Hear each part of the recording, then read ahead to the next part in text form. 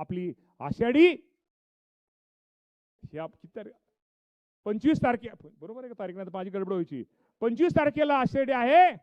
खरं तर मगाशी मला वाटतं आमचे कुटे साहेब सांगत होते की कर्जमाफीची रक्कम, कर्जमाफी लोकांना बंधून खरं सांगतो, कुठलीही गोष्ट करणं बोलणं सोपं असतं पण करणं अवघड असतं.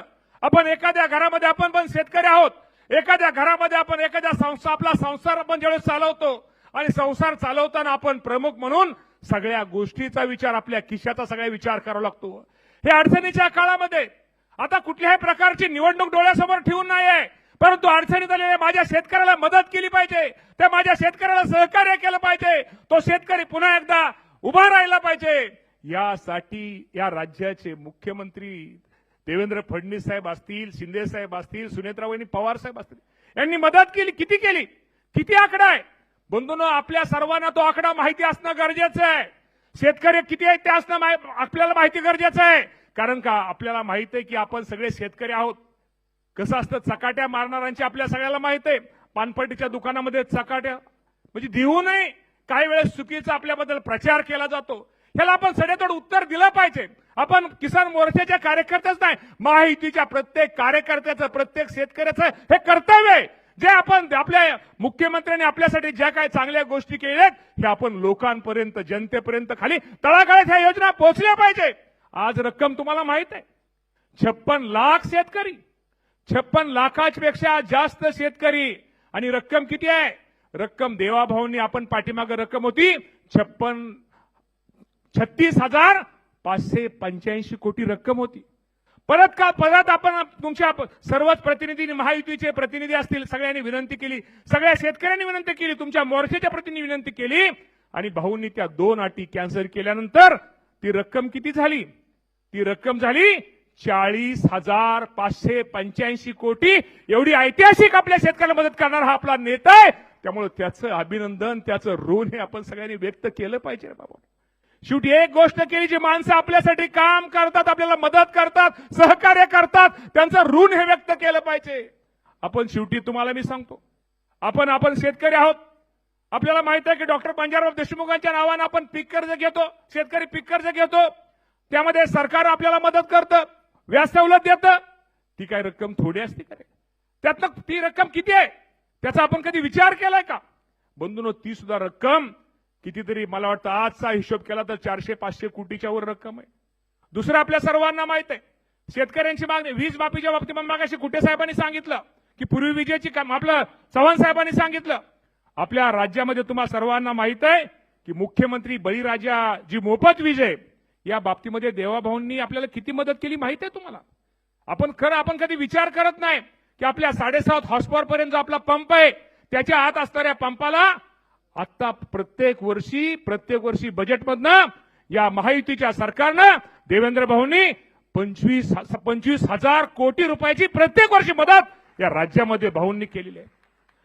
कशाला म्हणतात? किती वाजवता येईल, लोकांना किती सांगता येईल? हे मदत करणं एवढं सोपं नाही रे बाबांनो. गप्पा मारणं सोपं आहे, परंतु एवढी मदत हे मी तुम्हाला मुद्दा म्हणून का सांगतोय, तुम्ही हे प्रत्येक प्रत्येक गावापर्यंत हे घरोघरी पोहोचलं पाहिजे. काय होतं विद्यार्थी, मी तुम्हाला सांगतो, एखादा विद्यार्थी हुशार असतो, त्याला 100 पैकी 90 मार्क पडतात, पण 90 मार्काकडे कुणी बघत नाही, परंतु चुकून 10 मार्कातून तो डिस्टिंक्शनच्या वर असतो, पण 10 मार्काचा प्रचार जास्त केला जातो. यासाठी मी तुम्हाला प्रामाणिकपणे सांगतो, यासाठी तुम्ही घरोघरी शेतकऱ्यांना सांगा हे महायुतीचं सरकार हे किती मदत करते. आपल्याला दुसरी माहिती आहे की आज आपल्याला यायचं धोरण, महाराष्ट्र राज्य यायचं धोरण, त्या धोरणामध्ये आपल्या यायचं धोरणामागे उद्देश काय? माझ्या शेतकऱ्यांचं उत्पादन वाढलं पाहिजे, शेतकऱ्याला आधीच आपल्याला आपल्या शेतामध्ये जे पेरलंय ते केलं त्याच्यावरती कुठल्या आपल्याला रोग येणार आहे त्यावरती कुठलं औषध आपल्याला मारलं पाहिजे, किंवा बाकीच्या गोष्टीमध्ये यायच्या माध्यमातून शेतीचं उत्पन्न कसं वाढलं पाहिजे. यायच्या माध्यमातून मी तुम्हाला प्रामाणिकपणे सांगतो, हे याय धोरण आणणारं भारतातलं महाराष्ट्र राज्य हे पहिले, त्याचं श्रेय आदरणीय भाऊंना दिलं पाहिजे. तुम्हाला दुसरं माहित आहे, या राज्यामध्ये अनेक अशा महिला आहेत ज्या महिलाच्या घरामध्ये नवरा शेती करतो, नवऱ्याच्या नावावर सातबारा आहे, परंतु माझ्या त्या महिला भगिनींच्या नावावरती तिच्या नावावरती तो सातबारा नाही आहे. ती तर आहेच.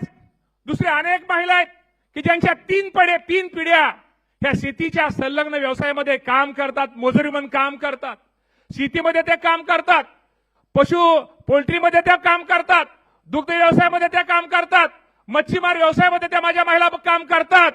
पण त्या महिलांना शेतकऱ्याचा दर्जा नसल्यामुळं त्यांना काही गोष्टीमध्ये त्यांना अनेक योजनेपासून त्यांना दूर राहावं लागत होतं. देवभावाने निर्णय असा घेतला की या राज्यामध्ये ज्या महिला शेतमजूर आहेत, ज्या महिलांच्या नावाने सातबारा नाही आहे, परंतु त्या महिलांना उद्या शासकीय योजनेचा असू द्या, शासकीय योजनेचा असू द्या, केंद्राच्या योजनेचा असू द्या, त्याचप्रमाणे तुमच्या कर्ज योजनेचा असू द्या किंवा पीक विम्याच्या बाबतीमध्ये त्या माझ्या महिलांना त्यांना कुठेतरी पायावरती स्वतःच्या उभा राहावा यासाठी महिला शेतकरी धोरण आणणारं हे भारतातलं महाराष्ट्र हे पहिलं राज्य आहे. याचं श्रेय आदरणीय देवाभाऊंना जातं. आता तुम्हाला सांगतो, नमो शेतकरी योजना आणि पीएम किसान योजना आपण कधी विचार करतो का? आपण सहज ते आपल्याला घेतो. आता पीएम किसानचा तो हप्ता मिळालेला आहे, नमोचा राहिलेला आहे. ठीक आहे, नमोचा जरी राहिला असला तर आपण त्या इतर माध्यमातून शेतकऱ्याला पण मदत करतोच. ह्या दोन्ही योजनेचा जर आपण हिशोब केला भाऊ, पीएम किसान केंद्राची योजना आणि राज्याची योजना आतापर्यंत शेतकऱ्यांना किती पैसे दिलेत? या दोन्ही योजना मिळून आतापर्यंत या राज्याने शेतकऱ्यांना 57,000 कोटी रुपयाचा निधी माझ्या शेतकऱ्याला दिलेला आहे. मी सांगायचं तात्पर्य आहे की हे लोकांना सांगितलं पाहिजे, हे लोकांना समजलं पाहिजे. शेवटी हे राज्य, हे तिन्ही नेते हे शेतकऱ्यांचं हित साधणारे नेते आहेत, शेतकऱ्यांचं प्रश्न समजणारे नेते आहेत. त्यामुळे आपण ह्या गोष्टीमध्ये निश्चित प्रकारे कुठेतरी कमी पडतोय, सांगायला कमी पडतोय, काम करून आपण वाजवायला कमी पडतोय. आणि काही लोक काम न करता सुद्धा फक्त पेपरबाजी आणि कुठेतरी टीव्ही समोर, मीडिया समोर येऊन कुठेतरी आपल्या सरकारच्या बाबतीमध्ये शेतकऱ्यांमध्ये कुठेतरी चुकीचं असं हे पसरवतात. त्यामुळे अशा लोकांना कुठेतरी निश्चित प्रकारे केलं पाहिजे. आपल्याला माहिती आहे, आपण महिलांना शेतकरी दर्जा दिला, त्याचप्रमाणे आपण पशुपालकांना आपले ते पण आहेत, त्यांना शेतकऱ्याचा दर्जा दिला. बंधूंनो, काही गोष्टीमध्ये निर्णय घेतल्यानंतर कधी काळाला वेळ लागतो, पण या निर्णयामुळे माझ्या शेतीमध्ये, शेतकऱ्यामध्ये किती बदल होणार आहे याचा आपल्या सगळ्यांना बंधूंनो आहे. आणि मी तुम्हाला सांगतो की आज किसान मोर्चाच्या पदाधिकाऱ्यांचे मी आभार मानतो की तुमचं रामकृष्ण हे पंढरपूरचं हे तुमचं नाव पण आहे की एक चांगल्या कार्यक्रमाला खरं तर बोलवलं. भाऊ, आम्ही विधानसभेमध्ये तुम्हाला माहिती आहे की महिला शेतकरी विधेयक असू द्या, कर्जमाफी असू द्या, एवढी मोठं करूनही टीका टिप्पणी होत होती. शेवटी टीका टिप्पणी करणं शेवटी पुढच्याचं काम असतं. शेवटी पण आपण आपल्या कामाचं हे शेवटी आपण हे केलं पाहिजे. त्याचप्रमाणे खरं तर कृषी समृद्धीचा भाऊ मगाशी विषय राहिला, तुम्ही सभागृहामध्ये जाहीर केलेला आहे. कृषी समृद्धी योजना आपल्याला माहिती आहे की आपल्या शेतकऱ्यांना पायाभूत सुविधासाठी एक गुंतवणूक तरतूद किती केली? तरतूद ह्याच्यासाठी केली देवेंद्र भाऊंनी 5,000 कोटी रुपयाची तरतूद ही कृषी समृद्धीमध्ये केली आहे. मी अशा अनेक योजना आहेत, अशा अनेक गोष्टी आहेत. त्यामुळे बाबांनो, मला तुम्हाला एकच सांगायचंय, हे सरकार शेतकऱ्यांचं हित साधणारं सरकार आहे. तुम्ही सगळे किसान मोर्चाचे कार्यकर्ते आहेत. महायुती तुमच्या कार्यकर्त्याबरोबर महायुतीच्या या माध्यमातून, मीडियाच्या माध्यमातून मी महायुतीच्या सगळ्या कार्यकर्त्यांना, शेतकरी बांधवांना सांगतो, खरंच एक राज्याला एक चांगल्या प्रकारचा मुख्यमंत्री आणि दोन्ही उपमुख्यमंत्री आपल्याला मिळालेत. आपण पांडुरंगाकडे एकच साकडं घालूया. आपण पांडुरंगाला एक विनंती करूया, योग्य वेळी आमच्या देवाभाऊला या देशाचं नेतृत्व करण्याची संधी मिळावी हे शेतकऱ्यांच्या वतीनं मी विनंती करतो. अधिक न बोलता आता बाकी काय लय सांगत नाही. आता काय इतकं यांत्रिकरणाच्या बाबतीमध्ये तुम्ही सगळे कृषी मोर्चाचे काय यांत्रिकरणाला पूर्वी किती पैसे मिळत होते, आता किती पैसे मिळाले होते, आता मिळणार आहेत. आता माझ्याकडे अजून उरलेली जी तुमची पेंडिंग रक्कम आहे ती पण माझ्याकडे आता भाऊंची बनणार होतो, आता नकोच आहे भाऊंची घ्यायला. ती पण लगेच पेंडिंग तुम्हाला 15-8 दिवसात देण्याचा प्रयत्न आम्ही करतो. त्यामुळे आधी काय बोलणार नाही, परंतु खूप चांगला कार्यक्रम किसान मोर्चाने घेतला आणि या कार्यक्रमासाठी मला बोलव आज आपल्या राज्याचे मुख्यमंत्री देवेंद्र फडणवीस यांचा जो सत्कार सोहळा होता तो आयोजित करण्यात आला. यांनी शेतकऱ्यांच्या कर्जमाफीबद्दलची माहिती ती संपूर्णपणे सांगितली. किती शेतकरी यामध्ये अपात्र होते आणि किती शेतकऱ्यांना पुन्हा एकदा योजनेमध्ये आणलं गेलं. सोबतच शेतकऱ्यांचा लाभ कोणत्या तारखेपासून मिळणार आणि कृषी मंत्री दत्तात्रय भरणे यांनी सुद्धा संपूर्ण माहिती दिली आहे.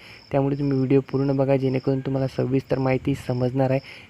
कर्जमाफी जाहीर झालेली आहे. आता जे पुढची रक्कम असणार आहे ती सुद्धा लवकरात लवकर शेतकऱ्यांच्या खात्यामध्ये कशाप्रकारे वर्ग करता येईल याची संपूर्ण माहिती त्यांनी दिलेली आहे. येत्या आषाढी एकादशीच्या मुहूर्तावरती शेतकरी बांधवांच्या खात्यामध्ये ही रक्कम जमा केली जाणार आहे. 30 जुलै आधीच ही रक्कम शेतकऱ्यांच्या खात्यामध्ये जमा होईल अशी सुद्धा माहिती त्यांनी दिलेली होती. तर आषाढी एकादशीचा जो मुहूर्त आहे आता तो ठरलेला आहे.